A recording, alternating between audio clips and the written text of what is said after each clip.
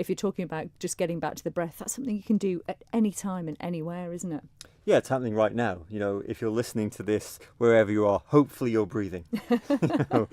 So it's always there. It's this phenomenal tool that we don't know is a tool. And so, yes, back to basics, but, breath is more than a basic. It's a profound tool. And even if you just spent, 5-10 minutes every day mindfully tracking your breath flowing through your nose, that will have a huge impact, a huge positive impact upon your experience of being a person.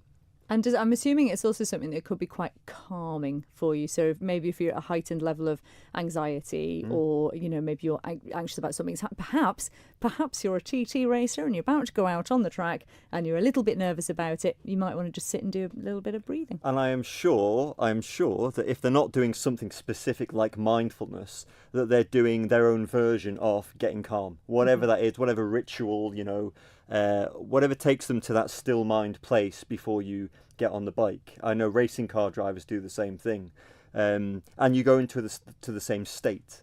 The last thing you want in your head as you're traveling around the TT course at 120 miles an hour is what's for tea tonight? Why did I do that thing 3 weeks ago? I saw an interview once with a drag car racer, and these things, I think they're the fastest cars on the planet, I think. And they have rockets on them, so they're pretty fast, and a parachute.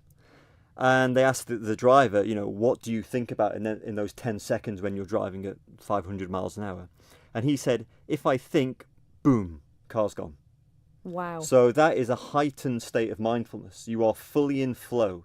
And so one of the best things you can do before any kind of exam, performance, anything that you're building up is do the opposite. Get calm, get still, focus your mind. Just like martial arts, like dance, this isn't new. We know we should do this. As I say, I'm sure the TT riders have their own version of some kind of focusing practice. There you go. And the great thing, I suppose, with practicing that sort of breathing, Mike, is that even if you're not feeling calm and collected and particularly mindful, it almost tricks your body into thinking that you are.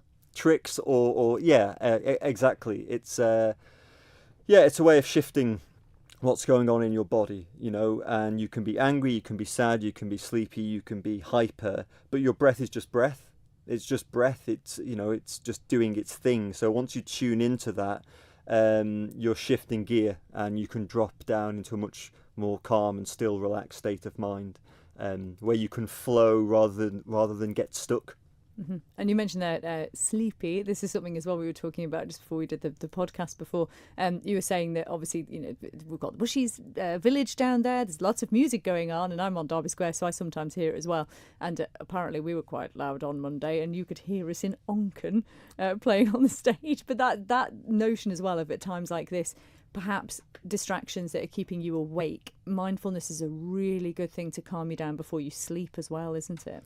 Yeah, it has a huge impact upon people's ability to sleep and rest.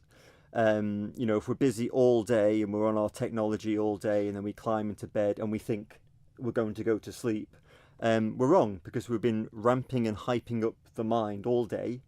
It's on a high state of alert, so it's not just going to shut down once you get under the duvet. It continues, because that's what we're hyping it up to do. So we can't sleep, we can't switch off. So one of the practices that I think we've done a few weeks ago is the body scan. Mm-hmm. So that takes your awareness down into your feet and your body and out of your head. So you start to relax. That's very good for things like insomnia. Take you out of your head into your body. But also what we did last week, which was find rest.